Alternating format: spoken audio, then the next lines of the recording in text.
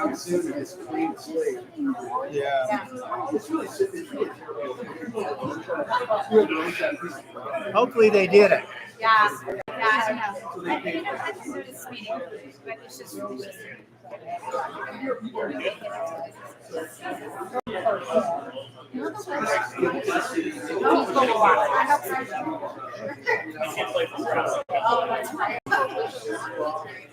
Yeah, no, today was amazing. Yeah. Well, you ready? You ready?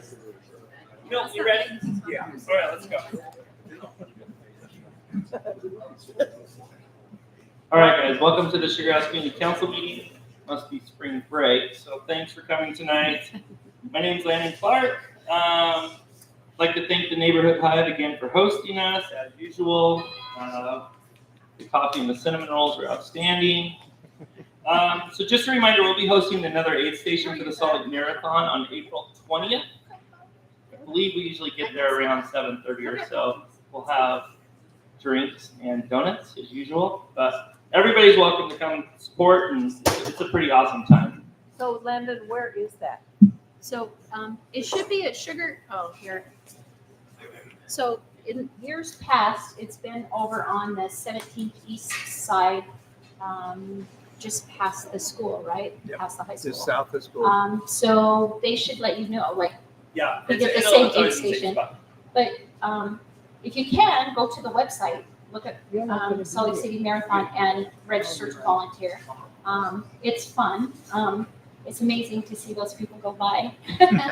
And we had our drinks. Sometimes they even bring us Chick-fil-A or whatever, so there's surprises sometimes. So it's kind of fun. You get to cheer them on. So go ahead and sign up as volunteer. Well, we have to know which aid station first. So we'll let you know. We'll get the info. Yeah, we'll get it out. Sally usually knows how to do that. Yeah, we'll get it all out. Thank you. On Do you want to do microphone? We're going to talk about the primary coming up. Oh, I can. Are we gonna do? Hello everyone, Hong Nguyen. For spring break, when you said you should cancel, this is the highest attended community council by far, even with spring break. So give yourself a hand for showing up and representing spring break. My name is Hong Nguyen. I am running for House District 23, which is this district. It's an open seat. We are fighting hard right now. We have June 25th is the primaries. That is where all registered Democrats will be automatically mailed a ballot. If you are not a registered Democrat, but Democrat spirit, you have to register. You have to register for a ballot to be mailed to you. We know right now what's at stake. I really do personally feel our democracy is at stake. Utah's changing. We need more diverse voices. Representation matters. I'm a business owner. I'm a mother. My children go to Indian Hills, and I've been a business owner in this valley for over 20 years now. We currently employ over 500 employees. The biggest badge of honor that we had coming through the pandemic, where the biggest bulk of our business is our hospitality, restaurants, bars, bakeries. The biggest badge of honor that we had making it through the pandemic was we did not have to lay off one person, not one person who needed the job. That was huge. Remember, they shut us down. We learned how to zig and zag. When I get up on the hill as a super minority, as a Democrat, the skill sets that I've learned to navigate this world, navigate the business world, I'm going to take those same skill sets, get up on the hill and advocate for democracy, advocate for Democrats, advocate for more common sense policies to represent our district here. We have big issues here in this district. When I go out and I speak with people in the district, what is it that they care about? They care about our education. They care about our environment. They care about managing the growth. All of these things that I have been working on since I came to this valley in different ways here. I want to keep pushing on. I am an Asian woman who's only 4'8". I know a thing or two about overcoming adversities. Going up there until we can break that supermajority, that the stronghold that Republicans have, we need to know how to zig and zag to be able to hold our ground. So this is why I'm asking for you guys to to really support me. Come out. I brought yard signs. It's yard sign season. If any of you guys would like to support and post a yard sign, please let me know. But yeah, the primaries are coming up. So June 25th, I've been coming to this meeting for almost a year now, and I'm just enchanted by how committed this community council is to our community. So thank you for doing everything that you do. I have time for any quick question or anything here? Any questions? Yes. I'm curious who is endorsing you so far. Say that again? Who's endorsing you so far? Oh man, endorsements. I didn't want to play the game of endorsements. I was hoping my story and what I've been able to accomplish and give back to the community was good enough. But I have to play that. It's politics, I have to play the game. So I went out within one day I was able to get over 100 endorsements. People just saying yes immediately because they've known how hard and how much I've worked to give back to this community. So Erin Mendenhall, Jenny Wilson, Luz Escamilla, other business owners. Even if you guys think of Sapa, when you think of sushi downtown, you think of two restaurants downtown for sushi. You think of Sapa, and who's the second one? Takashi. My biggest business competitor, Takashi, Tamara Gibble, and Takashi is endorsing me. Oh my gosh, that meant so much when I reached out to them to say, absolutely, you will do well. You will do well to represent small businesses up on the hill. So that's one of the things I'm running. But honestly, when it comes down to it, all these endorsements that I've known for years, there's been so many. Please look at my website, hong4house.com, and you'll be able to see all of it. So thank you so much, guys. I want to take more information. Thank you, Hannah. Sam, you want to come up? So we don't have a secretary report. He's in Arkansas chasing the eclipse. Mike's at the fire station. Look at our program. Oh, it's glorious. We're doing the opposite thing. That's why we did honk first and then me. Gigantor. She's just Gigantor business / soon to be. We take all cover. Yeah. All right. Well, it's great to be here with everyone tonight. I can actually talk into this microphone now, which is awesome. I just needed 2 hands. That's all I need to make this work. So it's great to be here with y'all. I'm Detective Sam Fallows with the Salt Lake City Police Department. I'm your community liaison detective. For those of you that don't know me, I just want to second what Hong said as well. I appreciate all the community involvement in District 7, which is all of Sugar House, because every time I come to this meeting, it is always packed, which is awesome. So I really do appreciate that, because sometimes I feel like I'm just talking to nobody. So it's good when people are here and listen to me. And I really do appreciate it. So it's awesome to have you guys here. See the community involvement.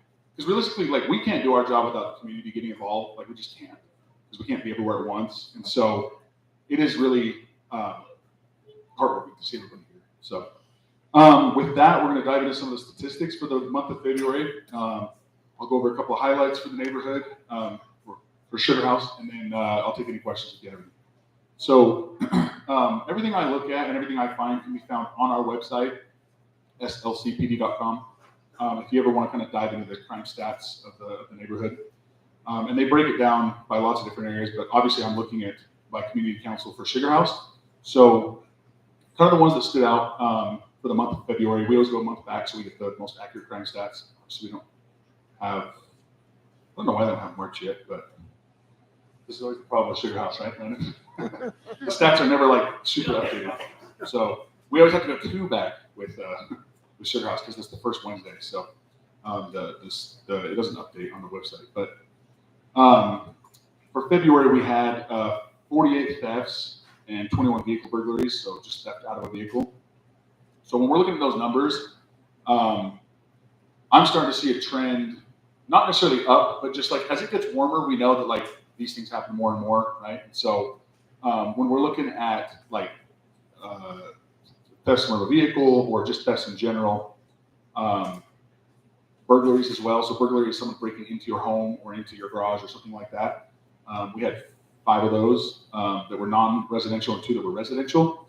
So those numbers aren't very high, but they're important because we're talking about homes and domiciles and places where we keep our cars and our most expensive property, right, that we lock away. So just a good reminder to make sure we're taking the most efforts that we can to mitigate becoming victims, locking our doors at night, turning on our lights, like that is a huge one. I know it doesn't seem like it, but the motion lights are okay. But me personally, I would strongly suggest having them on just all night, because it just helps the visual when a suspect is going through a neighborhood and looking for things to break into. It's just if they see a lit up house and they see one that's dark, there's just no reason to go to the lit up house. They're just going to go to the one that's dark. It just makes more sense. So if you have motion lights, it probably will scare them away. But if it doesn't, which I've had that happen where motion lights come on, they don't care. They're already like in the car. It's like I'm right here. So that's why I say have your lights on all the time, like all night. Like use a timer or something like that if you can. I just get those little bowls that you can put on a timer and they just go on and off by themselves in my house. But lighting is really big. So I want to highlight a recent case that was both not great, but had a good ending. So Sugar House recently had 3 homes broken into in one evening. Most of you probably hopefully know about it already. All within kind of a pretty close proximity to each other. If you were involved in any of that, I'm sorry that happened to you. That's terrible. That's terrible. The reason I'm highlighting it is because of 2 things. So number one, when the incident started, I'm not sure if the first 2 homes called the police or not. I haven't been able to dive into that deep enough to find out. But the 3rd home did call the police right away. And what happened was essentially they found a woman in their home, like inside their home, not like trying the door or anything like that, in the home. So they called 911, and we were able to show up quickly. Those are calls that are very high priority for us. Obviously, they can get very volatile very fast, and so we were able to make an arrest. So it's good that we were able to get the suspect in custody, make an arrest. But some of it most likely could have been mitigated if doors were locked, things like that. So, and I'm not like trying to victim blame or anything like that. It's a terrible thing that happened. It's not your fault. Like that person chose to go out and do that, right? But we want to try and do everything we can in our power to make sure that doesn't happen to us, because it's scary to have someone in your house, that you don't know. That's like your dad, sometimes, right? I mean, that's my house. Like it's going to be a lot more than just, hey, how's it going? So yeah. So just make sure your doors are locked at night. Turn on your lights. I'm not asking to live in fear by any means. Sugar House is a great location to live. It's a great place to raise a family. All these things. But let's just have some common sense. Be smart about things. Lock your doors at night. Take anything out of your car that's of value. Put your car in a garage if you can, if you have that option. Just do everything we can to kind of mitigate these things, because it's just going to go up from here for the summertime, and it's getting warm pretty quick. So we're just going to see more and more of this. So yeah, just do everything we can to mitigate those issues. Just make a quick point. Sure. I don't know how many other people read it. Public News said that she was confronted in one of the other homes and told to get out. Right, and that's what I'm saying. I don't 100% know if they called the police. My most educated professional guess is they didn't, because they told her get out, and she probably did, and so they probably didn't bother to call the police. but for us, we want to, if the first house called 911 or the second house called 911, maybe we could have gotten there before she got into the 3rd house, right? So if you're to that point too, I don't want it to get to that point. So if you're seeing someone at 3 o'clock in the morning, walking down the street, walking up driveways after driveway, or checking, looking into cars, that's a pretty good indicator that something bad's about to happen, right? So, if you happen to be up or something like that, you hear a noise, whatever it is, if it's at your own home, call 911. That's okay. Or if you're seeing something actively happening, call 911. That's perfectly acceptable. That's what 911 is for, right? I don't want you guys to get hung up on I don't know if I should bother. I'm no, just call 911, bother us. It's fine. And at that hour, most likely, we're not going to be too crazy busy, hopefully, and we'll be able to respond quite a lot faster than if we would at 5 or 6 in the afternoon when we're just slammed with calls, right? So it's a very good likelihood that we'll be able to respond quick, get the suspect in custody, all those things. But if you call us the next day and it's well, yeah, someone was in my house, we're not going to do anything with that, So just call us immediately. And again, I know I've highlighted this before, but just real quick, there was a somewhat recent now, 6 months ago case in Sugar House where someone saw a car in their neighborhood that they didn't recognize as one of their neighbors. They knew all their neighbors well. And given them the benefit of the doubt, they waited for a little bit, and it was there for hours, just running. And they're it's so weird. So they called us. We showed up, and it ended up being the stolen vehicle occupied by the suspect. And then we were able to link that suspect to several other stolen vehicles in the city. So just because the one citizen was alert and was hey, this just isn't right, I'm going to call. In that case, they called a non-emergency, which is perfectly acceptable. And we were able to get there, do the investigation, and be able to close I think it was 6 or 7 other stolen vehicle cases. So those little things that are seemingly It's not my problem. I don't want to deal with it. If you just make a quick call, you don't even have to like get a call back. You can just say, I'm just calling saying it's this weird thing. I don't need to call out from the officers if they can just come check the area. And then when we do get the opportunity to do it, hopefully we'll solve the problem, right? So, like I said, we need community involvement to do our job because we just can't be everywhere at once. So, on that, does anybody have any questions for me on anything at all? Yes, ma'am. Do you handle sound ordinance or is that the county? We can. Okay. So it is the county that does like the sound, like depends on what it is. If it's a loud party going on at night, Yeah. call us. Okay. If it's what is it? It's like just a chronic, it's a business that is chronically noisy. Okay. You can reach out to the county. I'll leave my. Okay. Is it Corrado? Oh. No, they've done a good job. There's other things we can do too, like civil enforcement can get involved from the city side of things. Okay. I mean, There's lots of different avenues, but yeah, that would be more like that side of it. But like your neighbor's throwing a loud party at 3 o'clock in the morning and they won't shut it down, call them. Okay, thank you. Sure. So you talked about this lady that got into 3 houses. Yeah. Do you have information as to whether she was like a repeat offender? Are you finding that most of the people that are committing the crimes like theft are repeat offenders that shouldn't have to be on the street? I don't know the answer to that question. That's a good question. I don't know the answer. If she was a repeat offender, I don't know. My experience with it is a lot of times, like most property crimes are driven by drug use, things like that, because they're trying to find ways to like get more money to buy more drugs. It's very common. So most likely that's what it was. I don't know for sure in this case if that's what it was exactly, or if she was high when she did it, or things like that. That happens too sometimes where like people are either they have like severe mental health issues, or they're high on drugs, or both at the same time, and they go into someone's house. If you live in an apartment complex or something like that, you might have like a super drunk neighbor that's like pounding on your door trying to get anything into their house. We've had that happen multiple times. I'm calling 911 on that because that's so dangerous. Because if they think it's their house and now there's like someone behind their door and they're like, hey, someone's in my house, you know, like, and they're so drunk that they can't like understand what's going on. That's very dangerous, right? If people have been shot for those things, people have been like beat up for those things, like on both ends of it, right? Because someone's trying to break into your house who thinks it's their house, so they think it's their domicile to like protect, you know. So it's a good point, yeah. So there's a lot of reasons that people could, you know, break into a place, but a lot of it is drug related, like drug driven, trying to get more property or whatever it is, steal things to go out and you know, get their needs fixed, things like that. But I don't know if she was repeated.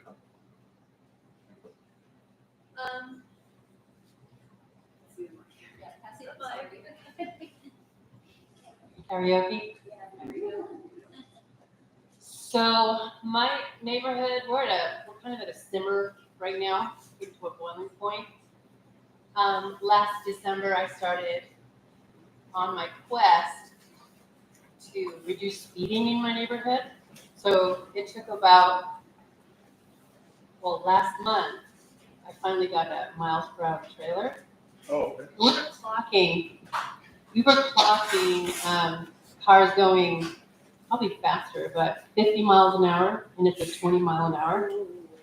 And I have reached out to transportation, calming neighborhoods, and I heard you speak February about the SLC mobile app. Mhm. I've sent out to the SLPD emails 3 times, and 2 on the Salt Lake City mobile app. And I asked for responses and I haven't gotten one. So. I'm sorry. Me too. Oh, Me too. Because I would love for this to slow down. Can you tell me, on the SLC mobile app, did you put it under speeding? Yes. Okay. And speed watch for the SLC. And you did the speed watch one? Mhm. Okay. 5 total. Yeah. Just to add, I don't want to interrupt you, but No, that's great. That's a good question. I'm getting all my neighbors now, and everybody I reached out to, they're all getting really, without even me, 10 Ps. And we are just north of all the new speed bumps that are lovely for them, but people fly past my house, slow down for them, and then when they go north, they're just like hitting the gas. Okay. And we're starting to talk about like getting out there on the streets ourselves, which is Don't do that. Yeah. but it's kind of like, and I know you have far more important things to do. I mean, this is part of my job description, so it's perfect. Okay. I think normally I have success with Speedwatch, so I'm shocked that didn't work because I've referred a lot of people there and I've had lots of good success with that. But will you shoot me an email specifically, and I will reach out to the motor division directly? Yeah. Because I can do that too. As your community liaison, one of my jobs is to kind of like direct problem areas, or direct our resources to problem areas. And so there's a couple of things. It's possible that the motors did go out. I mean, I don't know if you just, I'm not trying to make excuses or anything like that. They don't necessarily get back to you. And maybe that's something we need to work on is like, hey, send me an email back saying, hey, I sent out 2 motors guys. They wrote 5 tickets yesterday. And then you're like, oh, okay, I was at work and when they did it or something like that, you know? So maybe I'll work on that too, because that maybe we could definitely do better, maybe communicating back, like, hey, this is what we did. So if you reach out to me directly, usually I'll do that. Like I'll hit up the motor squad and say, hey, did you guys get out there? And they'll be like, oh yeah, we went out to this. And then I'll usually reach back and say, hey, we did this. So you're welcome to reach out to me directly if you land on the website, right?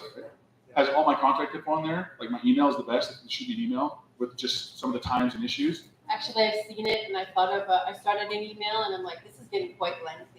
That's fine. Shoot me a lengthy email. I get paid by the hour. It's awesome.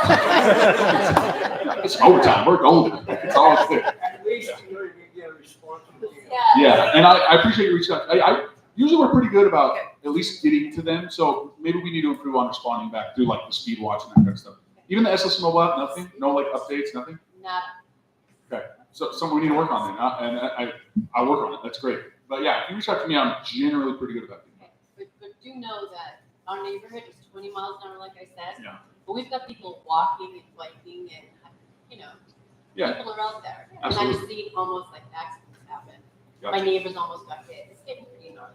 Okay, yeah, shoot me that email if you can, just as soon as you get a chance. So I have a question. So she has the sign that tracks people's speed. You guys look at that, and then if you see a pattern of how X% of time that people are going over 20, then can you put like an officer there to watch it, or do you keep statistics? It doesn't monitor. Yeah, I don't think it necessarily monitors this. It monitors like as you're coming out, right? Like a radar system. So like as your car comes out, I don't think it logs it. Oh, that's Does that make what you're sense? saying, Yeah. Yeah. So, but generally, I tell people like reach out to Speedwatch and say like, hey, this is an issue. These are the times and dates. Can we have a motor squad? You know, someone from the motor squad come out. So our motor squad is primarily responsible for going out and running citations because patrol usually has 0 time anyway to do anything else, so they're not gonna have time to write tickets. But motors, that's like what they do. Like we all know that, right? You can stop by a motor, you're like, you get a ticket. This sucks. So, yeah, generally, I've had a lot of success with the Speedwatch thing, but it sounds like we need to do better at like getting back to people about when we go out.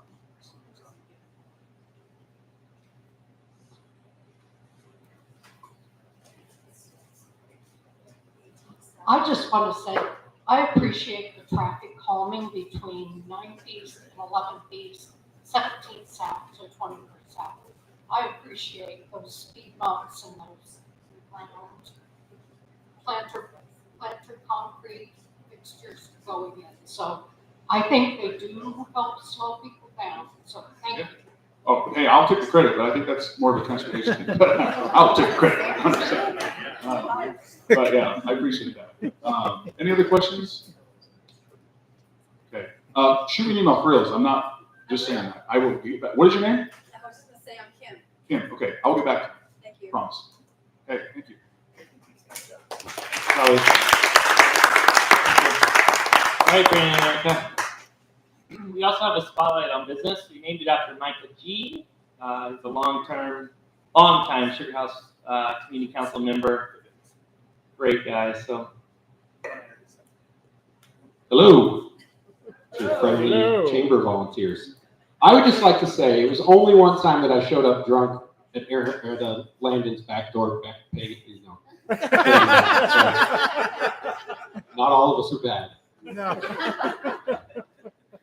So we want to talk to you guys about a few events that we have coming up. For those of you that are here every week, this is probably a little redundant, but for everybody new, Sugar House Rocks is kicking off on May 17th. The big thing that we're asking tonight is that we are going to take 3 volunteers for that event. So you can volunteer to volunteer by talking to Derek tonight, or we're going to draw straws. You guys decide. So, I nominate Jared too. and then in June, we're not doing the Sugar House Rocks because we have Pride, which will be the weekend of the 28th. It's the 50th anniversary of Stonewall. 55th, sorry. Anniversary of Stonewall. There's going to be a big celebration at the Locker Room all 3 days. And then we resume in July on the 19th. Also looking for volunteers. August 16th, and then October 20th will be the last of the season. September. Oh, sorry, September 20th. I can't read either. And what was the July date? July 19th. I want to volunteer. Yeah. Thank you, Molly. Happy to help. There's only 2 straws left, everybody. 2 straws left. So just see Derek if you're interested in volunteering for any of those dates. We want to get at least 2, hopefully 3 volunteers for each of those events. Definitely need the help out there to circulate, answer questions, man the table with information about the chamber and the community council, and just in general be hosts. So we would love your help out there. And we'll give you a t-shirt. And you will get a t-shirt and probably some fun swag and bits. We're working on some gift cards and gifts for our volunteers to show our appreciation back for the extra hands. So, and anything else you have? We do have one other event coming up this month, which is, what date is the April at Locker Room? You're the keeper of the dates, man. It's 2 weeks from tonight. I just can't calculate the date. 17th. There we go. So join us at the Locker Room from 6 to 8. That is a over 21 venue. They have really good food and, of course, beverages, pool tables, and some games on plans. So please join us in 2 weeks. Yes. The front is still family. Street front. Yes, the front side is still family. So Salt Lake, that's now the Elbow Room is what they've renamed it. So the Elbow Room facing 2100 South, that is all ages. And then the Locker Room is the over 21 section, which also has a back patio and some really good food. So join us for that. And then without further ado, we want to introduce Kyle of Sugar House Barbershop. Come on up, Kyle. So, he just recently has taken over that space, so I'm going to let him tell you a little bit about himself and his business, and let's give him the kind of Sugar House welcome that only we can do. Thank you so much. Hello, everyone. To introduce myself, I'm Kyle Condi. My business partner and wife, Sarah Condi, we're both the new operators of Sugar House Barbershop on the, thank you. Probably didn't hear any of that, so I'll start over. My name is Kyle Condi. My wife, Seraphine, and I are the new operators of Sugar House Barbershop on 2100 South and 1060 East. We're not currently residents of Sugar House, but we were up until about 1.5 years ago, and we've been trying ever since we left to get back. We've both been longtime, participants of the community as long as we've been pretty much around. I grew up skateboarding at Fairmont Park from middle school until late into high school, and then ever since adulthood, we've been going out of our way to do any errands that we can and to support any small businesses that we can in the Sugar House area. So it means a lot to us. And I've just a bit about myself. I've been a barber for 8.5 years now, working within the general Salt Lake Valley and County area at a few different shops. As of March 18th of this year, I did take over the Sugar House shop, which I just learned yesterday has actually been there for 70 years, which is cool. Let's see. I do specialize in more traditional barber services like shorter haircuts, shaves, beard trims, and the like, but I am branching out a lot more into longer styles. So I'm trying to be well-rounded and also just be able to support whoever walks in the door. Because I know that Sugar House is one of the most diverse communities within the state, which is what we love about it. I ended up getting into barbering because of just personal experiences in shops that were very welcoming and very diverse and just interesting. Whenever I would go in, people were very happy to be there. People enjoyed working there. And that was the best opportunity I could see for myself. So with my 8.5 years in the industry, I've been very stoked about it. And I couldn't be more stoked to be in Sugar House supporting the community that, I don't know, means the most to me in Utah. And yeah, thank you guys. I have a question. You invited. I know, we have questions. Oh, go ahead. Sorry. Are you walk-in or do we make appointments? So I generally do things on appointment only. I have a stack of cards with me if anyone wants some. Got my website on there. So yeah, appointments are best. Walk-ins, if I can take them, but generally it is such a busy area that I wouldn't have opportunities to. So yeah, appointments generally only. Cool. Any other questions? Thank you. Myra, you want to come up? So Senator Bluen invited these folks to come talk to us tonight.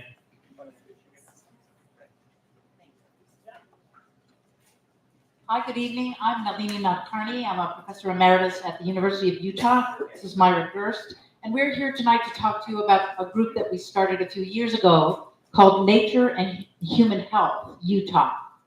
I'm really glad for the opportunity to talk to folks here in Sugar House. I actually live in the Avenues, so my city council is the Greater Avenues City Council. But Nature and Human Health, I guess I'd like to ask you to sort of picture yourself at the end of a hectic, busy, tiresome day. And you might choose to take a walk in one of Sugar House's beautiful parks, Sugar House Park, Fairmont Park, Hidden Hollow. And I think after that walk, you would know that you feel calmer, less stressed, less anxious, you have a clearer mind. And that's really what we're about, the fact that nature and human health are very tightly and very positively linked. And there's a growing body of information, of research that ranges from neuroscience to psychology to sociology that is now documenting that exposure and engagement with nature of all kinds, not just in the wilderness, but in urban parks, in your garden, can be very beneficial for your physical, your mental, your emotional, your social, your psychological, and your spiritual health. So we know this, researchers know this, but we have come to understand that this idea of the positive relationship between nature and human health is not embedded in traditional healthcare, nor in the minds of all of the public. And so in 2019, a group of us started a group called Nature and Human Health Utah that's made up of academics, of community groups, and of individuals to try to help understand and promote the positive relationships of nature with physical health and mental health. We received support from the REI Cooperative Action Fund, and what they're all about is to try to increase access to nature for peoples of all kinds, especially those that have traditionally not had access to nature. To date, our group has been kind of focused. It's been geographically focused here in Salt Lake Valley. It's been focused on community groups that are already concerned with the topic of nature and human health, and it's been focused on academics. But now that we've been around for a few years, we feel we're at a point where we can sort of open up and expand what we do and offer our activities that we've developed, and also invite ideas, questions, and input from people outside of those previously focused groups. So what we're doing in the next few months is to go to a number of the wonderful community councils and city councils that are here in Salt Lake City, and Sugar House. Actually, this is our first time that we've been at one. And so we have two objectives. One is to share what we do. The second is to learn how our group might be of use to people who live here in Sugar House with respect to nature and human health. So Myra, our program manager, is going to tell you a little bit about some of the activities we do, and then we have some questions for you, and we'll open up the floor for questions.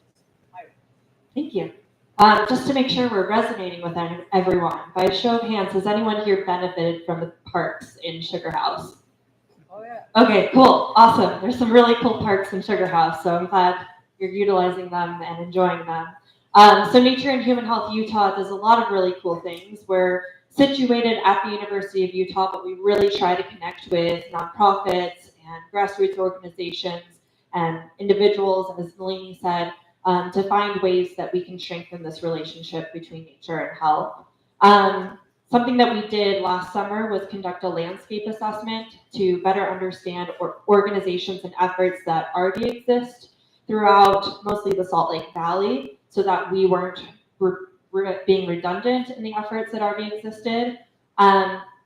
We also have a number of membership activities. So if you're interested in this topic and want to be a member, it's free. You can go to our website to sign up for our newsletter. We do quarterly member events, and those can consist of anything from a presenter, from an academic or community leader. We do a lot of networking activities. We just recently hosted a stargazing night walk at Red Butte Canyon, which was really cool. Kind of our staple activity of Nature and Human Health Utah is we distribute pilot grants. So in 2021, we distributed 4 pilot grants, and then this past January, we were able to distribute 9 pilot grants. And just to give you a sense of what those are, of the 9, one of them was outdoor programming for first generation college students that was being distributed to the Women's Resource Center. Another one was for STEMCAP, which is for the Community Alliance program that does summer camps for incarcerated youth. So they're going to be doing some nature walks, nature journaling for incarcerated youth. And then another one that is focused on the west side of Salt Lake and West Valley City is Breathe for Trees, and it's a very community-oriented project aimed at planting trees in West Valley City.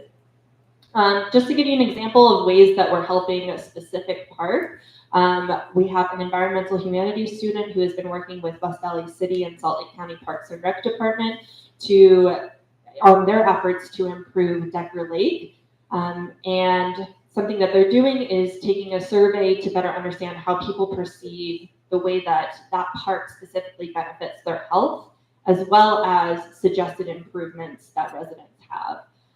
So that's an idea and something that we could definitely duplicate now that we've done it once, if there's parks in Sugar House that need some love and attention.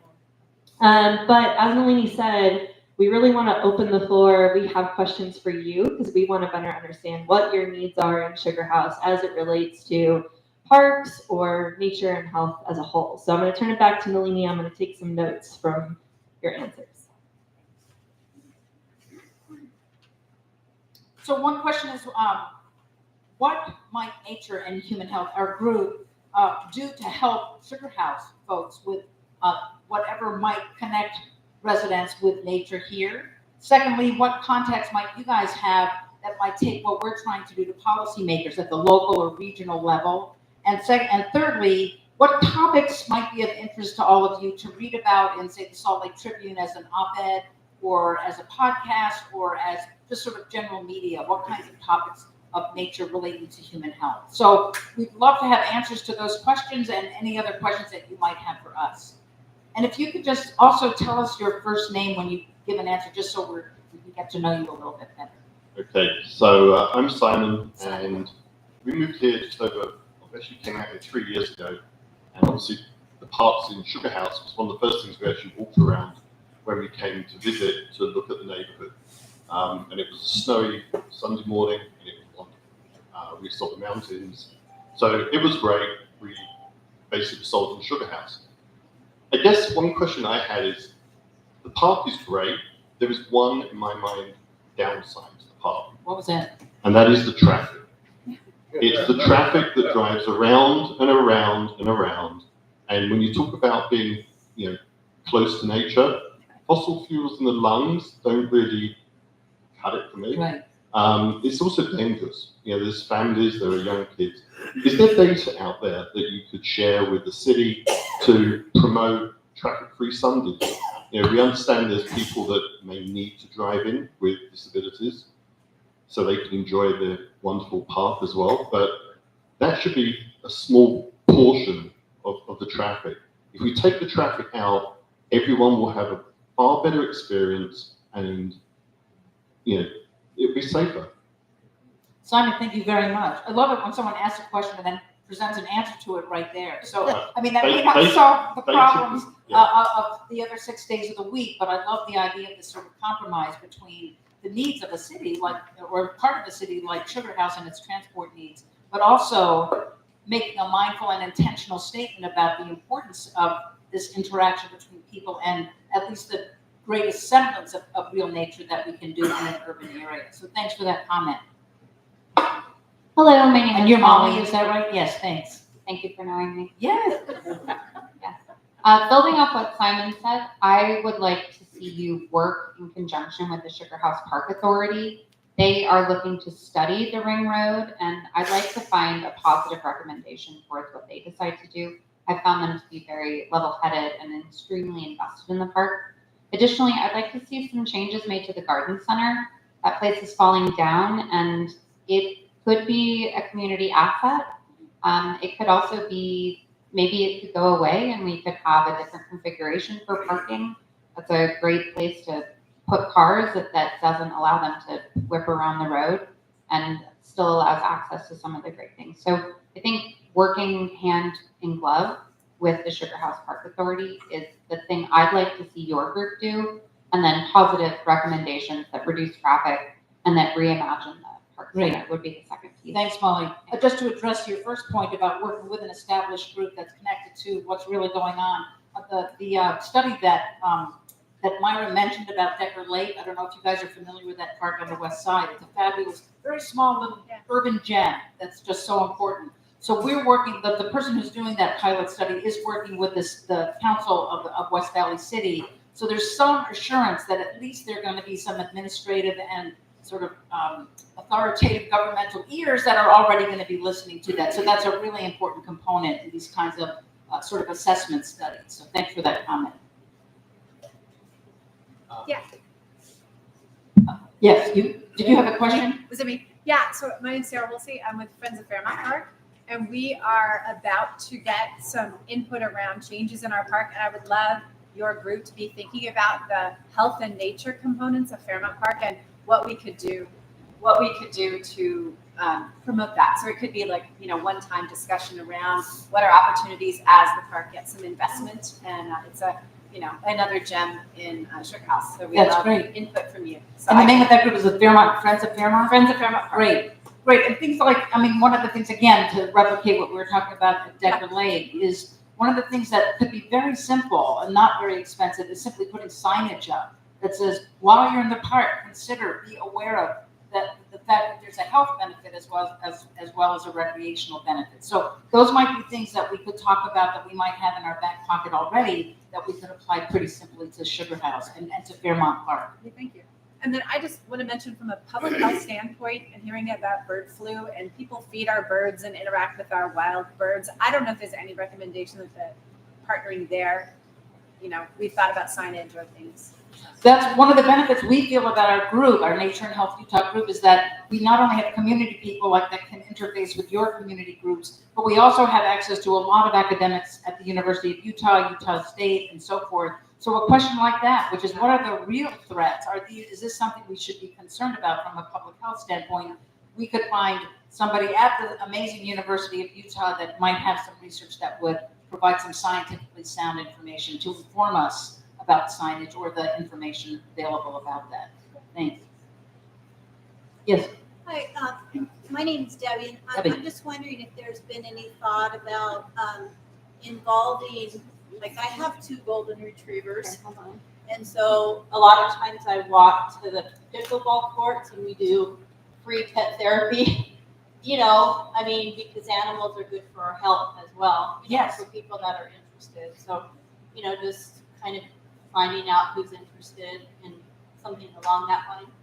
That is a great idea. I never thought of that, Debbie. That's fantastic. This is why we came tonight, because people have such great ideas. So you're talking about how animals, part of nature, of course, might serve in some sort of calming, de-stressful way, just as saying hello to a tree or interacting with the mountains, as Simon said there. Yeah, I mean, sometimes I walk to Smith's, down the street, and I time, or I leash my dogs to the bike racks, and a lot of times I walk from my house and take a little bag or two, and there are many times when people ask, can I pet your dogs, and then I end up talking to them for 20 or 30 minutes. Wow. You know, and I know and it's Sprague Library. We go to Sprague Library a lot, and you know, and so it's a win-win-win. I love it. The dogs love it.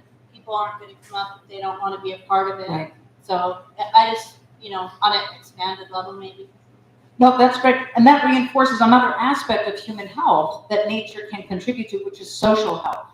The fact that social activities can emerge just from a simple conversation that erupts from petting a dog to taking a walk and seeing the same people on the same day or another day, that you start establishing relationships, which of course are the threads that are the fabric of what makes a strong social group and sense of community. It's good for lowering blood pressure because I'm a nurse too. So, but yeah, I mean, I think anyways, that's all I'm saying. Thanks, Jess. There's one back there. Yeah, here, hold on. Sorry.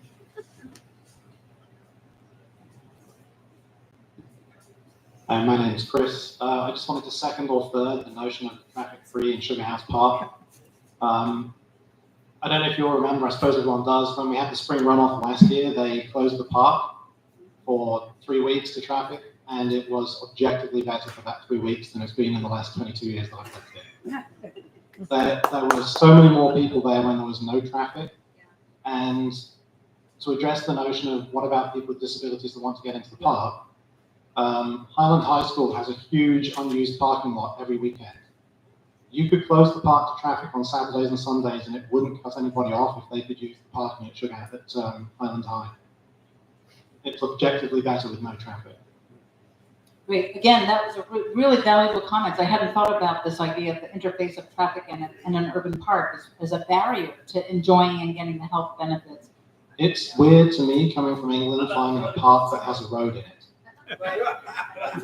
That's so bizarre that you have traffic in a park. Is there another question? Oh, sorry. Hey, Oh, sorry, yeah. I'm Will, I'm a trustee from the Forest Hill area.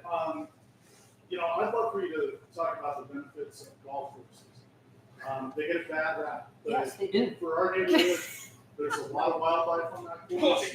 It gets used by multiple user groups. We've got cross-country skiers, snowshoers. You know, pretty much at dusk it becomes a dog park. You know, it's widely utilized by the community. And that's how a lot of people in our neighborhood interact with nature. And then the other thing you talk about, talking to policymakers, we've got great policymakers in this area. They know what's up and they value nature. I need you to go talk to the Republicans on the Hill. Yeah. They want to pave everything and build on it. So, yeah, that's my Good luck. Great.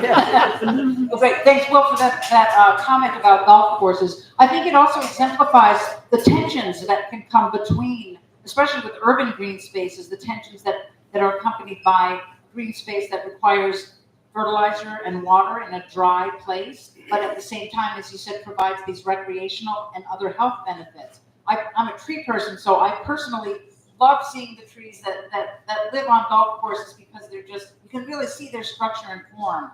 So I know that there is this tension, but I think the idea that there are recreational benefits which also connect to and interweave with the physical and mental health benefits is a real thing. So thanks for bringing that up. One more last question here in the blue. Yes. Oh, That's okay. okay. Hey, thanks for coming. What is your name? Sorry. Oh, Matt. Yeah, sorry, I can't tell them too close, too far in this. But in Sugar House, we have a lot of developers that when they buy land to get things that they want, such as additional height, they'll sometimes offer a sliver of that land as like a privately owned public space, if that makes sense, or a privately owned green space. I'm wondering if there's any research on like, do spaces like that, like I think we all like the idea of micro parks, but is there any kind of like a cognitive dissonance or anything that people experience knowing that that space is not actually public space, that it's not truly controlled by the community? Does it have a negative impact on these supposed benefits benefits promised by these developers? So we're actually running into this at the Decker Lake project, where there's new apartments that are right next to Decker Lake, and same thing that they put in there that they were going to put pickleball courts, and we're finding that a lot of the residents don't want the pickleball courts, but it's already written in that's going to happen.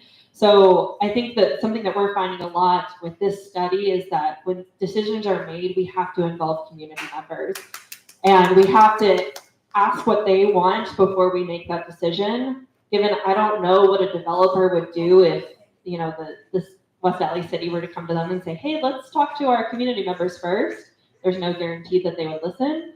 But that was a big disappointing factor in that project, is that we learned, oh, this isn't really what they want. No guarantee that they'll actually follow through either. That's right. I just want to also address the other thing, Pat, which is your question about is something that is privately owned versus community owned or publicly owned. Is there a different perception of that in terms of its value to people for health, for example, or just their stability, attitude? just knowing what their community Right, looks and like. so that is a great example of an emerging question in nature and human health. So we would invite you, or whoever might be interested in this, to apply for one of our pilot grants to go ahead and do a study of this, because the field of nature and human health is, although we know a lot of things about those relationships, there's a lot still that is unknown. A lot of things that are sort of glossed over, like dosage levels, like how many minutes a day does it take for you to sort of bring down that blood pressure? Or how many pats on a dog does it take for you to get that social benefit? So there are lots of questions, and that's one of the reasons we're so pleased that we have the resources to provide the opportunity for pilot grants. And they're really open to everybody. So if some of these questions that we're discussing about traffic, about the perception of golf courses, about public or private strips of land, those are areas that are ripe for the kinds of inquiry that we would love to support. We'll just say one more thing, which is that we have some handouts here if you're interested in doing that. Myra mentioned our newsletter. Just come to our website. If you Google Nature and Human Health Utah, you'll find us. So you guys can stick around. Yeah. Okay. All right. We'll have, you guys are going to stick around for some questions afterward. You can ask yours. There you go. Thanks, guys.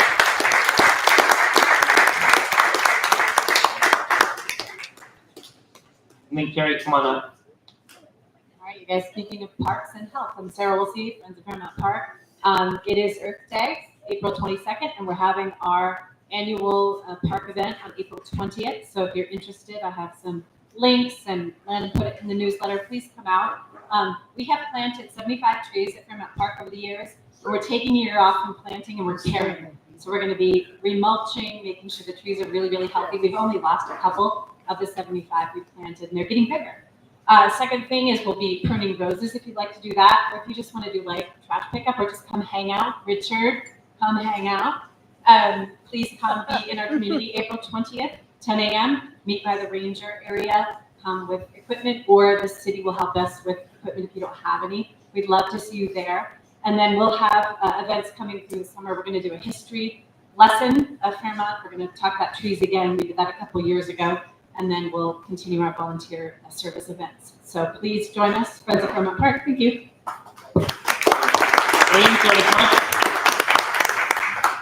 And then next we'll go to UTA and S-Line and everything else. Hi, I'm Carrie. I'm the internship coordinator for the Academy for Math, Engineering, and Science, AIMS. I know that some of you know of it. And Landon invited us here today just to promote our internship program. We have amazing students. I place around 120 of them a year in internships all over the valley in all different industries, nonprofit, private businesses, small businesses, and we would love to have some more in Sugar House. And I'm going to let Cynthia talk to you about hers very briefly that she did, and just maybe some interactive club stuff too. Hi everyone, my name's Cynthia Pons. I got the opportunity to intern at a nonprofit called Comunidades Unidas. It's in West Valley. It helps mostly the Latinx immigrant community here in Utah. It kind of goes, so I want to become a human rights lawyer in the future. So building that base with my community, being able to interact and actually becoming the youth community organizer after a year of being there has really given me the opportunity to just continue to learn more and it'll benefit me for my future careers. So yes. Talk a little bit just about interactive. Okay. And so in Ames, we also have clubs, and one of them is Interact Club. It's a club basically for volunteering. So if any of you ever need volunteers, we would love to volunteer and help you guys out in any way we can.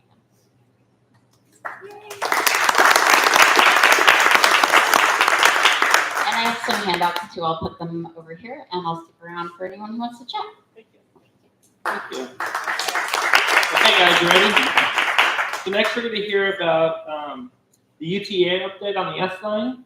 Come on up, guys. The old DI building. Someone asked where that is. I believe there's a bicycle shop for a few years. It's just the worst part of Sugar House, so I don't know how else to describe it. There's a fence around it. It just looks rough. We're gonna let. Do you want to You do wanna go RDA or We're gonna UTA let first? RBA go first. I do? Which one do you want to go We'll first? have RBA go first since you have it up. Okay. Yeah, because mine's not up. Go first, no problem.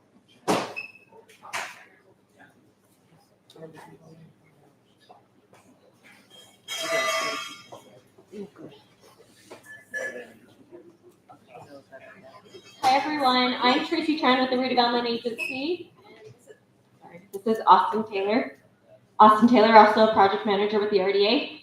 So we're here today to give just an update on our RDA properties. The UTA update actually feeds into some of these details, so you might get it kind of, you'll get that part after this, so just keep that in mind. Next slide, please. So just to briefly give you like a quick overview, the RDA worked actively in the Sugar House area, 100 acres of this area outlined in blue from 1986 to 2014 to spark private investment in underutilized parcels, revive its business corridor, and infuse the neighborhood with public art, transit connections, and open spaces. Over that time, the RDA invested over $26 million into the community through projects like Hidden Hollow, Irving Schoolhouse Apartments, the Granite Furniture Building renovation, including the rehab of the iconic Sputnik sign, the S-Line Greenway, and the last official project, expansion and restoration of Monument Plaza. So upon the official sunsetting of the RDA's work in Sugar House in 2015, the RDA maintained the ownership of the former DI building property with plans to use remaining funds for its redevelopment. So as we kind of looked at options for what to do with the property, the RDA allowed community groups to utilize the property for a variety of things, for a variety of temporary purposes, such as the Fringe Festival, Candy Cane Corner, Food Truck Tuesdays, Santa Shack, I believe is what it's called, and an emergency homeless shelter in January 2020, right before COVID hit. So we came out of COVID with the intention to move this project forward, and since then we've acquired the abutting Sugar House the former Sugar House fire station property, and we partnered with UTA to explore the feasibility of an S-line extension that could complement a forthcoming project on this larger site. So you can see the outline of the blue is where the RDA project area was from 1986 to 2014, and the area in yellow is the DI property and the former fire station property. If you can go to the next slide, thank you. This is just a zoomed in version of the map that shows the DI property and the fire station properties. And the S-line you'll hear after this will extend along Simpson Avenue. So it'll go kind of south and then east towards Simpson Avenue with the new station in that area. And next slide.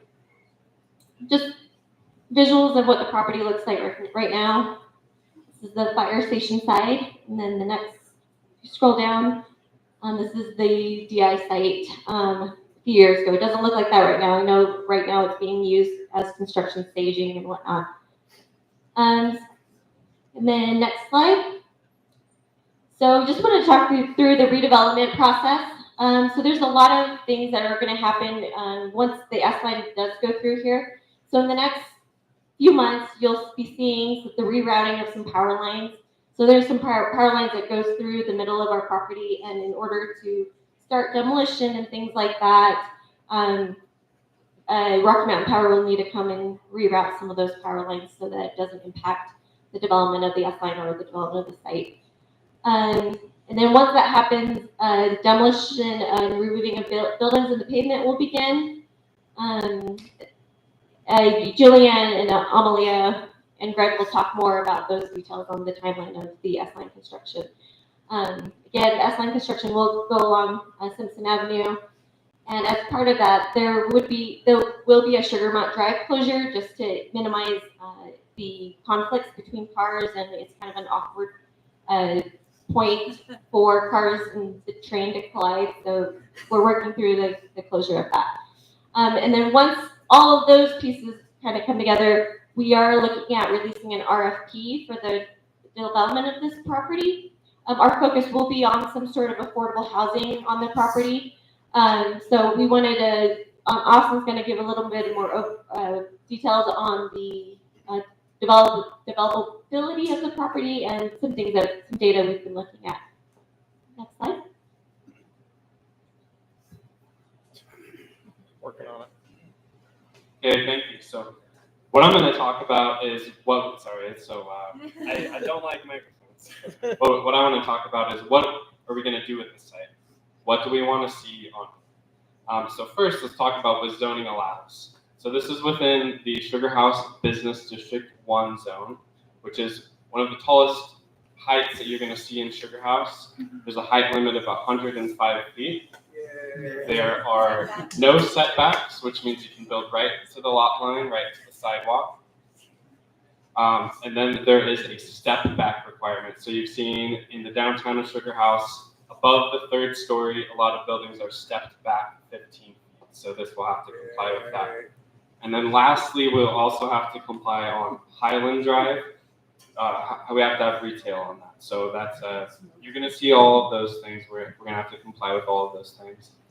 But as far as use goes, the uses are really, anything that the market can support, anything that's financeable, and anything that meets community and city and RDA goals. And like Tracy said, one of the biggest things that we're pushing for in this area is affordable housing. Yes. Since there's so much of it being concentrated in other parts of the city, we'd want to see some more built in what we call high opportunity areas like Sugar House. Let's go to the next slide. The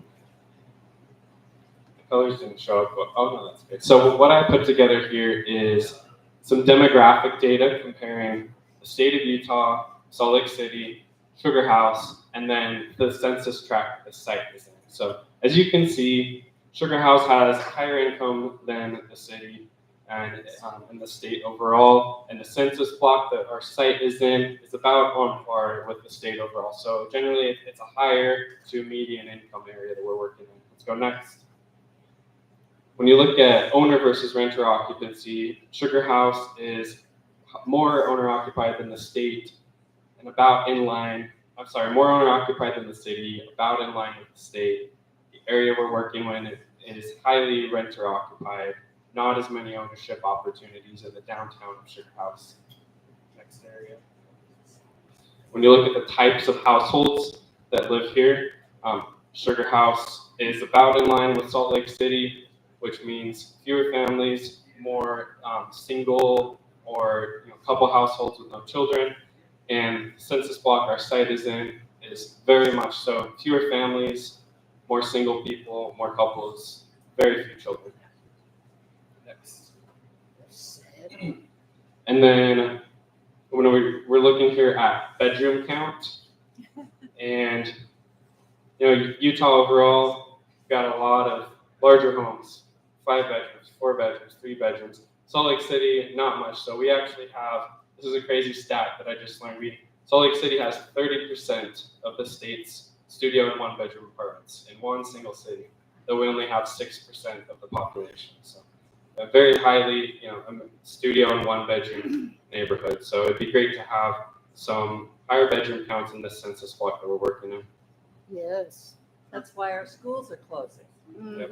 Okay.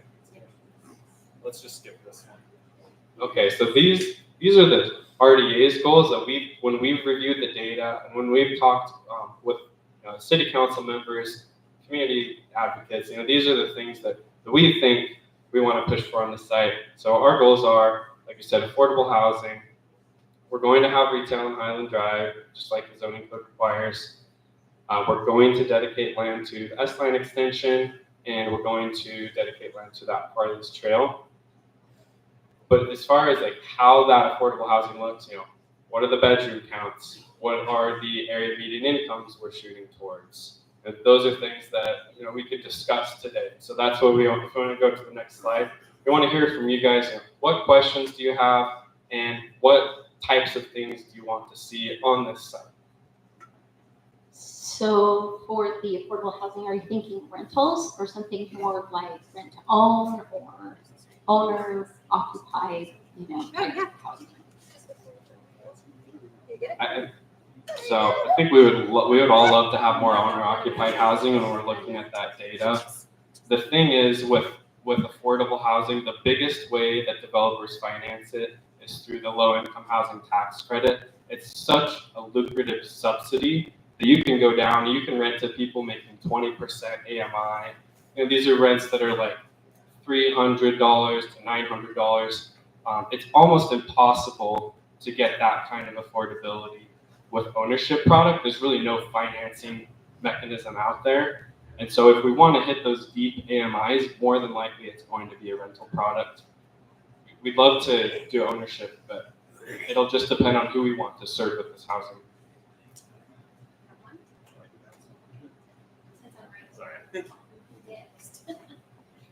Is there any way that it could even possibly turn into actually like publicly owned housing? I know some other cities in Europe have been doing that just to take some housing off market, lower prices.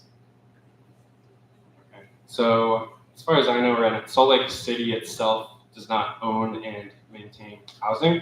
There are some quasi-public entities like the Salt Lake City Housing Authority that could own and operate this housing. So when we put it out for RFP, they can compete along with other private developers to get this land from us.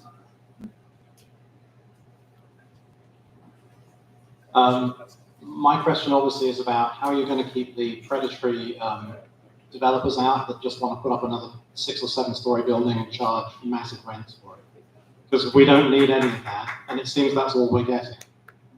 Yeah, when we put out RFPs, we have required rental targets. So required people, household incomes that they have to serve.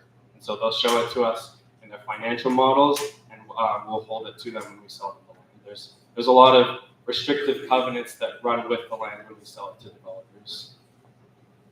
Are you looking at public servants having access to those homes, people that work and service in the community?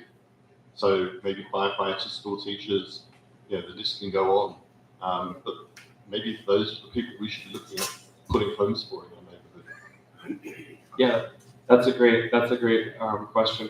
So with a lot of these LIHTC funded, affordable housing projects, the AMIs that they shoot for are between 30 and 80%, and a lot of school teachers fall in that range. So they could afford to live there. I don't know if we can prioritize a certain profession to live there, only hold certain units for a certain profession. I don't know if we can do that or if we will do that, but they will be able to afford to live there. That was my question too, and you can, is the answer. And several city council members have looked at that in the past with other projects, and it would be valuable to have that because city employees, they're not even making half of their median income, the vast majority. And, most city employees can't afford to live in Salt Lake.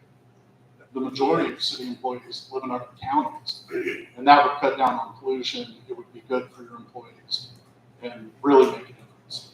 So I'd love to see that idea advance. I'm glad he brought that point up. I found that out dealing with city agencies. Yeah, our city employees live out of town. Sorry. I don't know if it's picking up.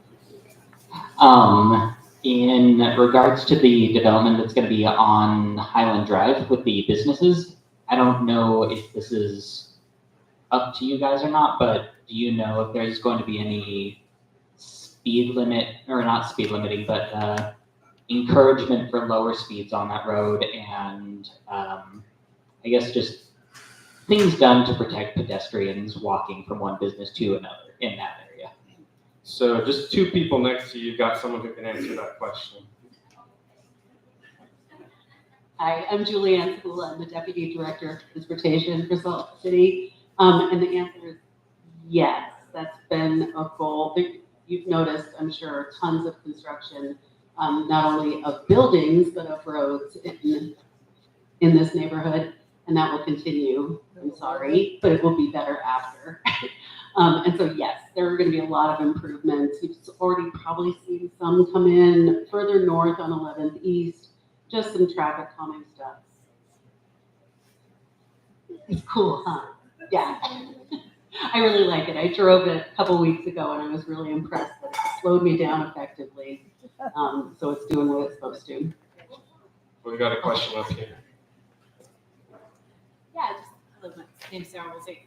Similar question to affordability would be rent for the businesses on the Highland Front, and we've just seen, turnover of local businesses, continued concern, and so if there's a way to build in priority for local businesses and or make those rents affordable for them to thrive. And then, the P word, I don't know what parking means, but it seems to be something we have to talk about. We don't want that people need parking, but I do think we need to have a strategy around parking that's progressive compared to maybe what we have today. Thank you. Yeah, the great thing is that when we as the RDA write our RFP, so request for proposals, that's what an RFP is, we get to dictate more or less like the project that's going to come afterwards.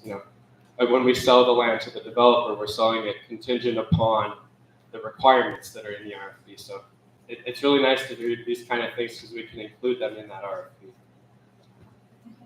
So sorry, just to speak to your affordability piece in terms of commercial or prioritizing local businesses, that's definitely something we're looking at. And we actually, that was one of the first things that came to mind was affordability of commercial spaces because rents are so high here. So this is home. With the public servants who cannot afford to live there, there's also teachers, firefighters, policemen. They cannot afford to live in the city, the community that they're serving. So prioritizing those types of public employees as well would be great. I know in Park City, they had an Ivory Home development up there where the big issue with Park City was people who worked in hospitality up there and teachers who were working up there. They required when Ivory Homes got their approval for development that they had to create a whole section dedicated to hospitality workers, teachers, different public servants in that sector. And so if that's something that we can do here in Sugar House, that would go a long way to get more people to live, work in the same areas.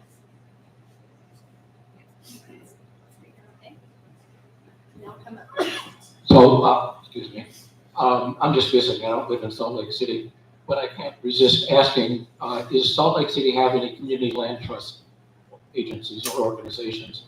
The community land trust model nationally is the most elegant way that low and moderate income people can start to build equity in home ownership without having to buy the land. They only have to buy the house or the improvements. They get 99-year leases, there's resale forms, and those benefits of public monies, whether it's donated money by the city or other ways, get recycled forever. And it is a way to build equity without having to own land.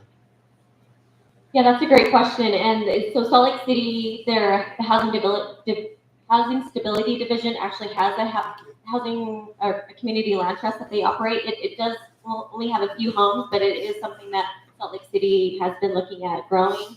And at the RDA, we've also looked at additional other types of community land trusts or like tenant wealth building models that are kind of outside the box. So definitely something we're looking into and very interested in, because we want Salt Lakers to be able to stay in Salt Lake and not get kicked out or get priced out. Yes, can you make the RFP have a mix of AMIs? In other words, not say all 80% or whatever, but like half 30%, half 80%, because a mix of incomes would be very useful. Yeah, that's definitely something we're considering. And I think a lot of our previous, some of our previous RFPs that we've released, one is the Astor on State Street and the Spark development that's happening on North Temple. Those both have a mix of AMIs ranging from anywhere from like 20% to like market rate. I'd like to suggest that you meet with the land use committee that I chair, and let's, brainstorm through this, and anybody in this room can come to that meeting, and we can talk about the details and help you refine your RFP. Because we've been talking about affordable housing for at least a decade, maybe longer, on that block. Yeah, we'd be happy to join. The worker bees in this town all live in West Valley, and that's crazy. That's where I'm from. Well, but they need to be here. Well, they live as far away as Davis County, or Weaver County too. Yeah, so I'm going to turn it over to Amalia from Kimley Horn, and Greg Thorpe, who's a consultant for UTA. Hello, everybody. My name is Amalia. I'm a community engagement consultant for UTA. My name is spelled Amalia. I see you writing it down, so I thought I'd just tell you. Oh, thank you. So I'm going to give you an update on the S-Line project. For those of you not familiar with the S-Line is a streetcar in South Salt Lake and Sugar House that extends to the east from the north-south tracks line. It begins at the Central Point Station and extends through South Salt Lake into Sugar House, over about 12 blocks. We have 7 existing stops every block or 2. Let's go ahead and go to the next slide, please. So what we see today, the project that we are looking at, actually this is let me just kind of give an overview. So we have the current end of line here in the top left-hand corner. There's Sugarmont. We talked about the RDA development just a few moments ago, Highland Drive over here, Fairmont Park down here. If we go to the next slide, I'll summarize for you what we're planning on doing. So this project will extend the S-Line about 900 feet to Highland Drive. That is about another block and brings the S-Line to 2 miles in length. Looking at the extension more closely, you can see in the upper left-hand corner where it ends, which I just summarized, and you can see where we're planning on extending the line over to Simpson and then up to Highland Drive. The RDA is conducting the plat process, which they kind of summarized for you. This is very typical as transit projects move forward. We look for property contributions to advance transit. There will be a new at-grade crossing at McClellan Street with a traffic signal. So that's going to be something new. And the new station will be at the end of the line and will be adjacent to Highland Drive. Let's go to the next slide, if you would, please. One more after that. Thank you. So another key feature is we will be installing additional double track on the S-Line. Currently, there is double track between 300 East and 500 East, and a short piece at the Fairmont Station. And if you'll go to the next slide, please. And this project will add double track between 500 East and 700 East. As I've worked on various transit projects, sometimes the community asks me, what does double track do? Double track allows the vehicle to pass another vehicle.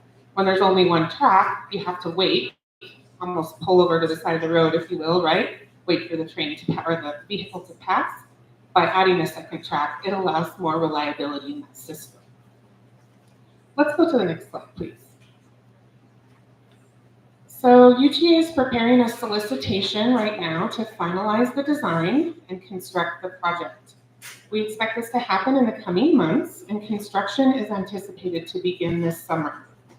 The new extension is expected to be in service in spring of 2026. We will continue to share schedule details as they are available, and the next slide shares with you our contact information.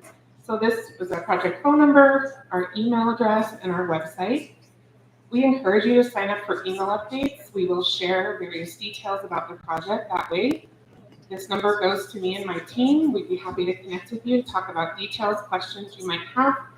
And that really kind of summarizes what we have to share with you today. So we'll go ahead and open it up to questions.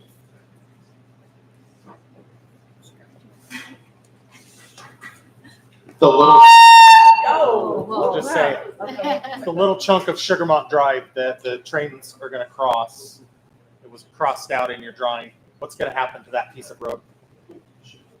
Greg is here for the details. So it's a very awkward, if you go to that slide, it's a very awkward location for a train to go through. Can't hear you. If you try to put any type of control system in there for traffic or anything like that, they're very impossible for the trains to stop or cars to stop and know where to stop. You could actually track people in that area if you didn't do that. But the city's planning to abandon the road. So the road will be turned over possibly to the developer in exchange for the land that they're providing for the project. Thank you. Okay then. So what's interesting about the track alignment, the train will average around 15 to 10 miles an hour. So it is a streetcar. So it's going to go very slow. We're looking at also putting a crossing right here so people can pass through to get to the park back and forth, so it won't landlock the development so much.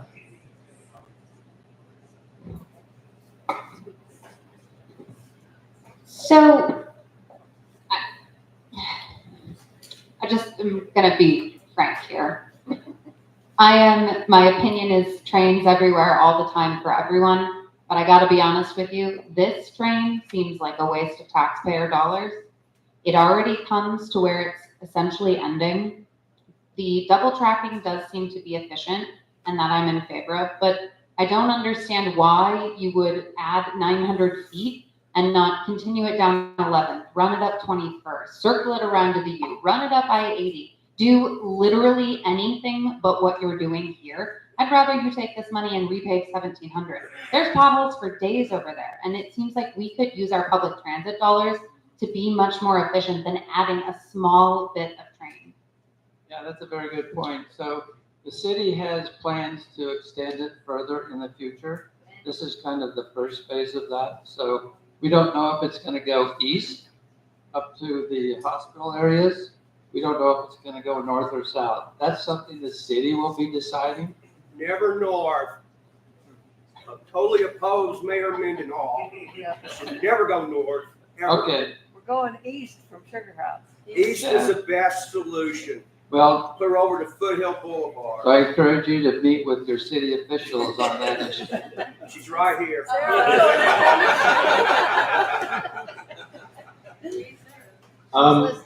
One thing that I would like you to look at on the S line that exists at the moment, can you do something about the timing of the traffic lights where it crosses 7th East? Because I've sat there on a bike when I cycle along there, and the S line can sit there for 5 minutes while 7th East is completely empty of traffic, because there just doesn't seem to be any intelligence at all with that signal timing. If you want to encourage people to use public transport, the S line needs priority. It only takes 10 seconds to cross 7th East. People can stop and wait for 10 seconds. Now, that's something that's controlled by UDOT, unfortunately, not UTA. So it has to work with the lights on 7th East. And so it's a progression system on 7th East with the lighting system. So that's why this train sometimes has to wait. If I could just share, so I am a community engagement person, so I hear comments all the time, and I am a facilitator of communication. So I heard you, and I will talk to UDOT personally. I'll talk to the signals desk, and I'll see what I can find out. No guarantees, but I can at least talk to Matt Luker, and we'll see what he will do for us. Okay? I will second what he said. My house is a quarter block from that stop. I use it all the time. Thank you. Someone over here? Oh, yes, sir. Go ahead. Hi. So I'm a very regular UTA user. I take it to work every day, almost. I would also be very curious as to whether the S line is going to be extended more than this one little extension, and whether it's going to get better signal priority, because I have sat on it many times at 7th East, and 7th East is just kind of horrible. Precisely. In its own set of ways. But I actually have thought that it would make a lot of sense for it to go north and connect to the red line. Obviously, not everyone necessarily agrees with that.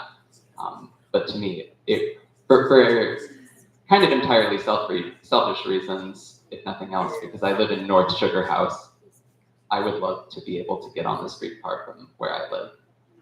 So. I'm going to try and help answer that question. It's a little complicated.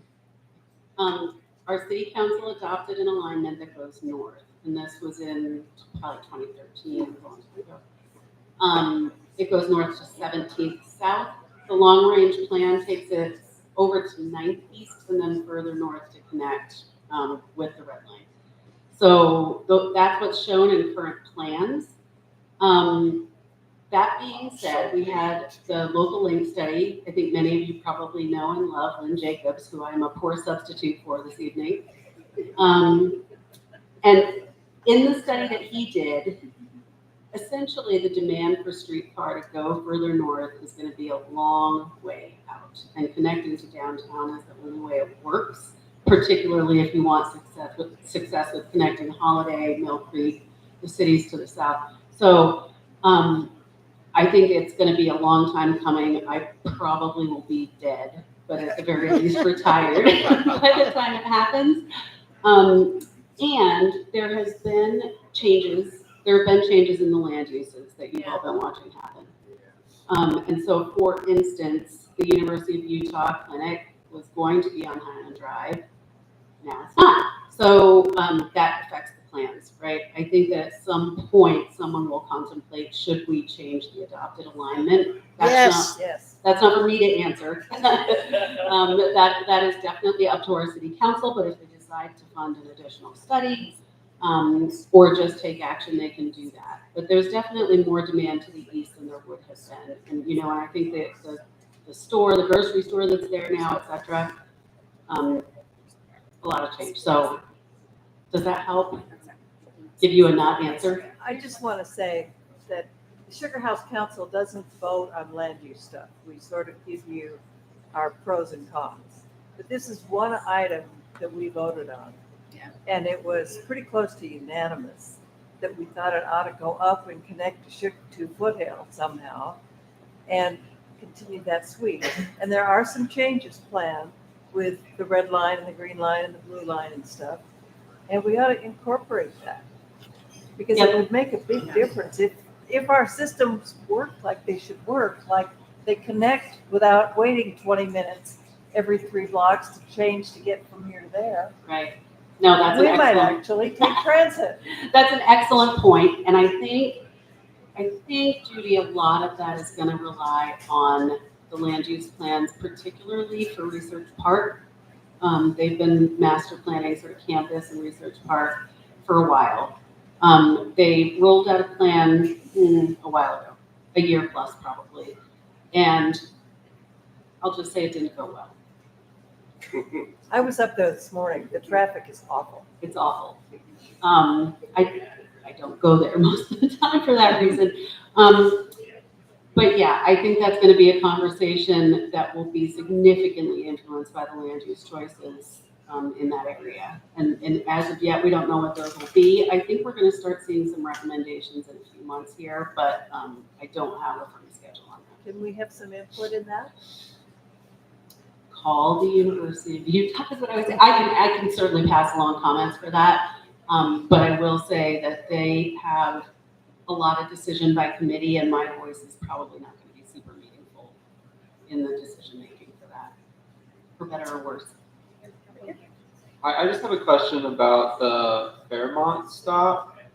It's already really close to the Sugarmont stop, and with this new stop, is UTA considering removing the Fairmont stop just because with the three they're pretty close together? I don't know. It kind of would slow it down, in my opinion, to have it stop so frequently. But again, I'm not a transit planner, so. The answer to that is no, we're not considering taking out the Fairmont stop. Okay, thank you. Good transportation planning. No other questions. So we did have some handouts over here on the table. We encourage you to take one.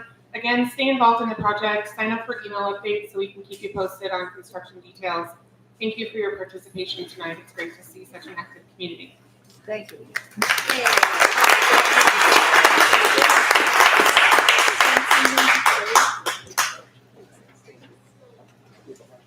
Anna, you want to come on?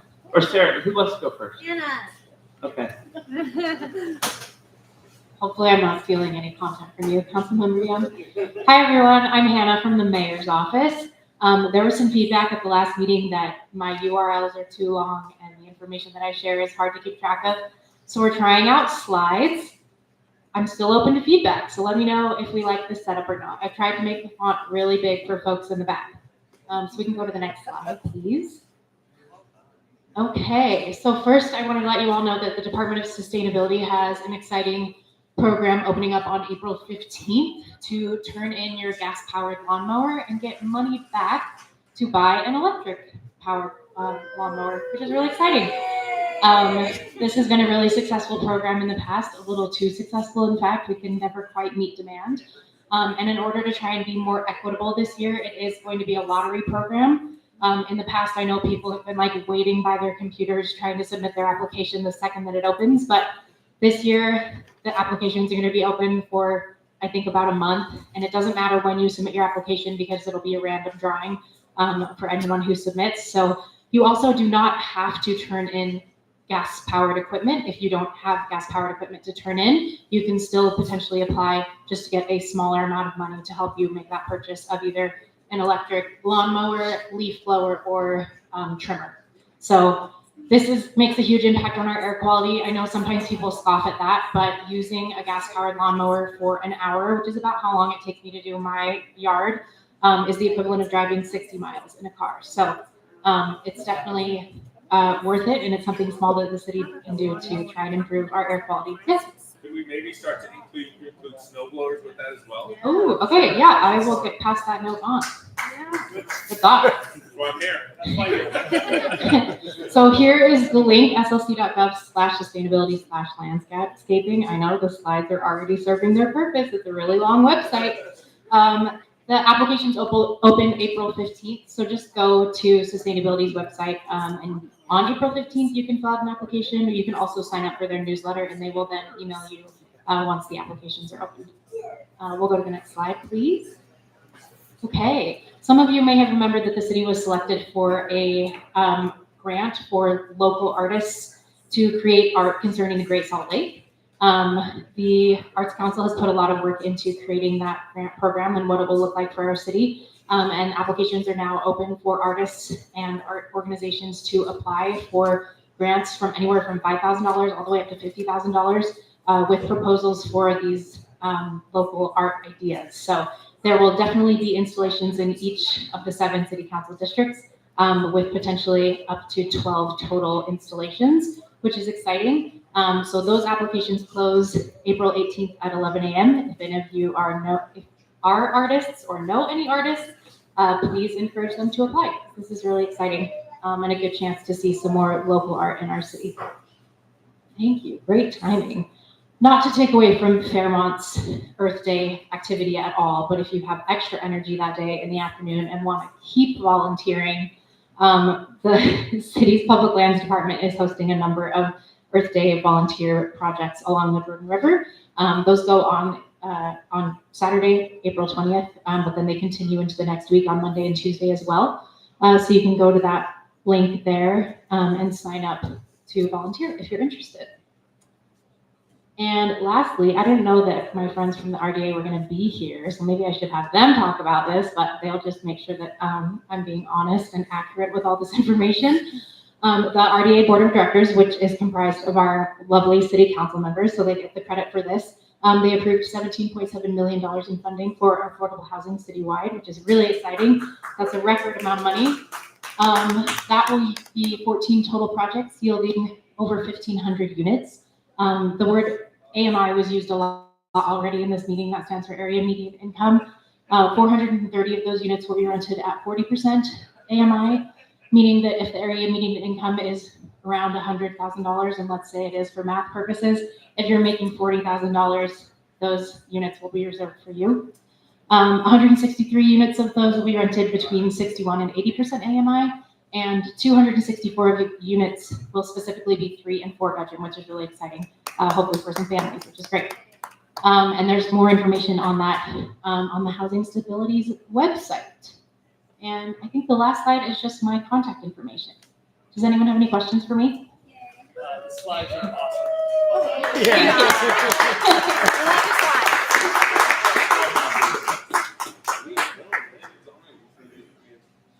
Awesome. Thank you, Hannah. I'm actually going to add to Hannah's last slide. So one of those affordable housing projects is in Fairmont. And so if you saw the location of where the property is going onto the RDA, right across from there is a new affordable housing property. And that is one that City Council supported. So excited to see more of those opportunities again coming to Sugar House. And it's definitely a good herald of things to come related to the RDA property. I'm going to touch on things as quickly as possible because I know I'm near the end. So first and foremost, I don't think he's still here, but shout out to Detective Fallows. He has not only helped our community with getting a camera from Salt Lake City PD over by the Boys and Girls Club to be able to help with some of the concerns around that area. He also helped us recently with some traffic speeding notifications on the Parkway effort as well. And so just appreciate the partnership of SLC PD in that. Kim, I have a contact for you. Yeah, let's chat as soon as we wrap this up. Additionally, something that Detective Fallows does across the entire city is he's actually the Salt Lake City Police's SEPTED, which helps with environmental planning, and he supports businesses with doing a review of the business to be able to look at how they can use environmental factors like lighting. He just did one for Rohop Brewing over in District 5. And like I said, he's a great resource if any of the local businesses want that opportunity to have him come in, look at your business, and provide additional feedback there. In addition to that, I just have to fangirl for a moment with Dr. Nadkarni, who's here. Not only is she an amazing resource from the University of Utah, but I just want to share, she's like an internationally known ecosystem scientist. She has her own Barbie doll because she actually is one of the leaders of STEM, inspiring our girls to be able to pursue opportunities, not just in science, but environmental science. So to have her reaching out to this community to be able to get involved, like she is truly an international resource, and I just am such a fangirl. So excited that you were here today and wanted to give you a shout out as well. In addition to what we've touched on, I had a chance to meet with our school crossing guards. We had a celebration for them at City Council. And one of the things that they noted was just the importance as we get closer and closer to the spring. We've got all of our fun new drivers. My son turned 16 yesterday, so he's out there too. We're just asking for the community's help to remind everyone, whether you have new drivers, old drivers, you're a driver yourself, to keep in mind the safety and our school crossing guards. We're seeing more and more folks try and skirt around people who are stopping for children. And if you can imagine why that doesn't work out, there are children crossing the road. And so when you try and jet around a car because you think they're going too slowly, it just creates a lot of safety issues. The crossing guards have asked us to remind everyone. It'll be in my newsletter, but I wanted to share it here as well. We just appreciate your help in getting the message out, being safe, especially in the spring as we get down to those final days of school. We just appreciate your help in making sure our kids are safe.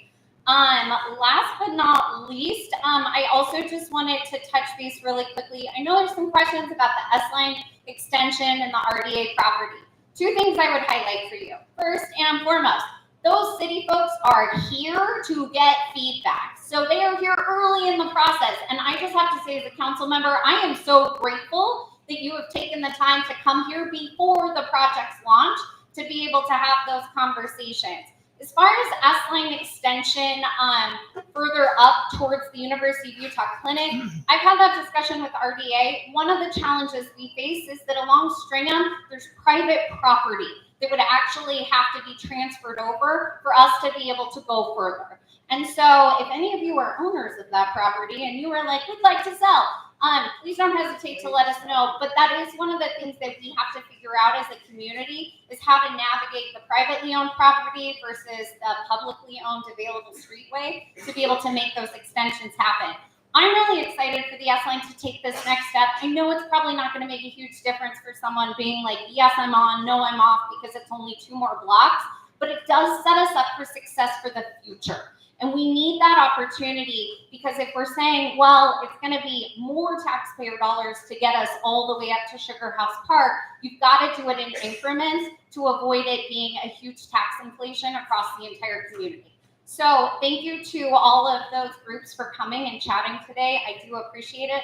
Last but not least, there was an item that was on City Council 2 weeks ago where we now have a legislative intent to ask our planning staff to be able to work with Sugar House area specifically on what it could look like to potentially have a transfer development rights system in Sugar House Business District 1. If you're not familiar with transfer development rights, no worries, not a common term here in Salt Lake because we don't use it across the city. But the idea is that right now, all the height is basically the same or uniform, that 105 across the entire area. There is conversations, as many of you know, about additional buildings coming in and asking for more height. And that has been obviously a huge rallying cry for members of the community. Rather than waiting and responding to projects, which would be our plan moving forward as they come through, we've asked city staff to look into what does transfer development rights look like, where you could create rescinding zones, where you could say height could be sent from some of these areas, maybe around Monument Plaza, areas that we want to keep sunlit and, or away from the communities, and potentially send it to other areas of the Sugar House District where we don't have as much concern about height, such as where like the Nordstrom Rack is and some of those areas. So none of that example exists in real life, but we have asked our planning staff to be able to come back with what solutions could look like so the community can consider, is this a tool that would benefit us in providing more direction to what type of development we want to see in the future. I am happy to stick around and answer questions about transfer development rights. Please know that the request for staff to work on it is not a final solution by any stretch of the imagination, but it is my effort as your city councilwoman to try and ask our staff, how do we take control of this conversation as opposed to just being reactive and on the receiving end of these proposals as they come through. So more information to come, not in the next few weeks, definitely several months out, if not more so. But I'll be back with more information as we hear from the city about what could be possible and whether or not we as a community think that's best for us, or if we want to just stick with the current zoning and continue to respond to these proposals as they come through. With that, I appreciate it, and I'm turning it back over.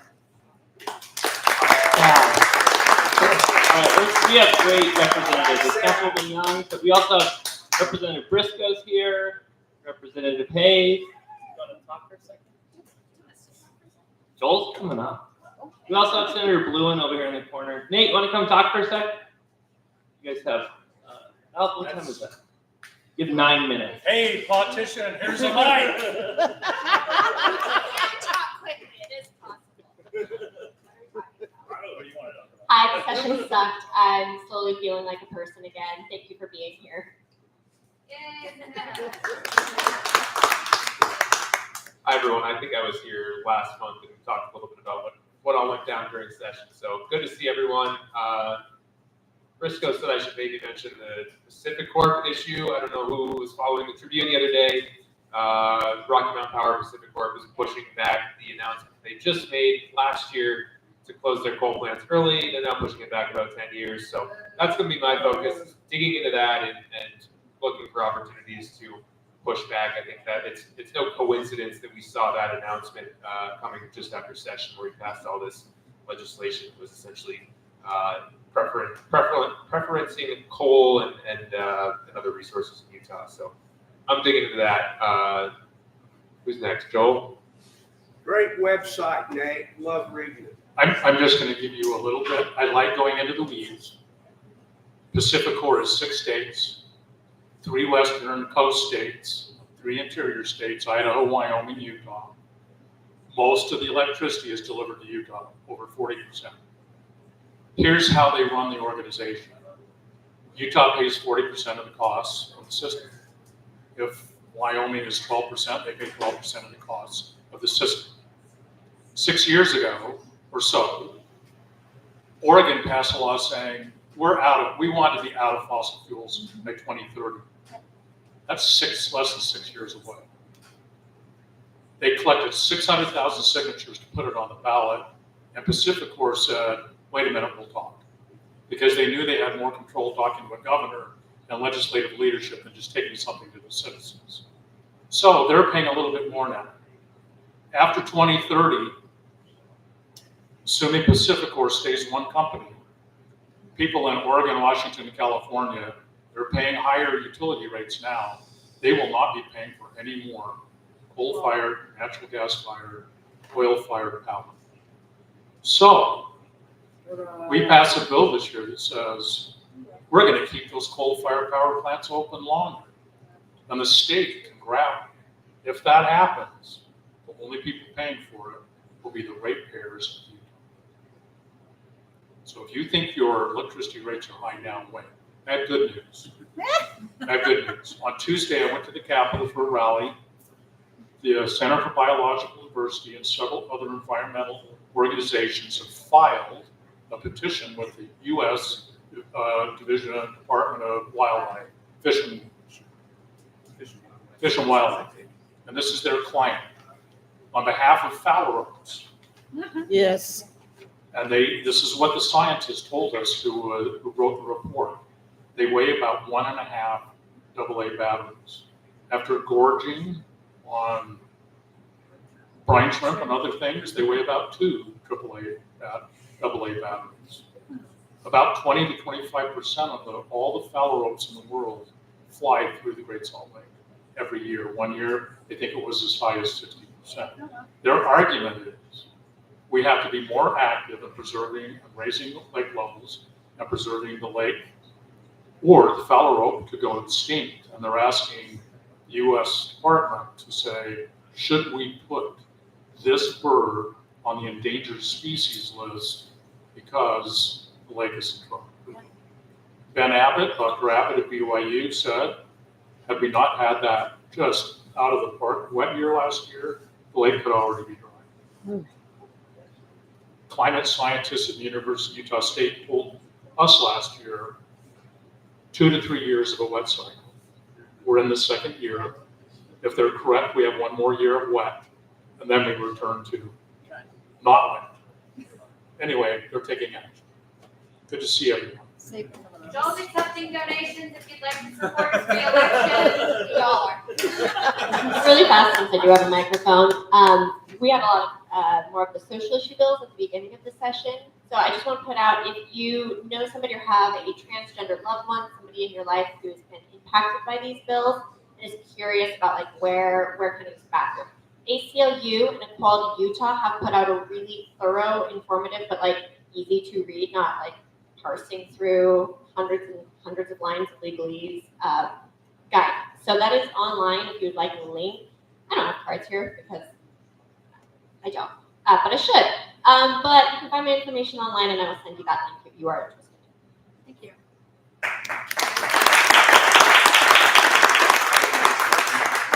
We're on Are we expecting flooding? Did you talk about this? The flooding. Yeah, I don't know. I'm just wondering because it seems like we're gonna have another great run. We are not expecting flooding. It's gonna start running off soon, so we'll see where all that water goes. Thank you, guys. All right, meeting adjourned.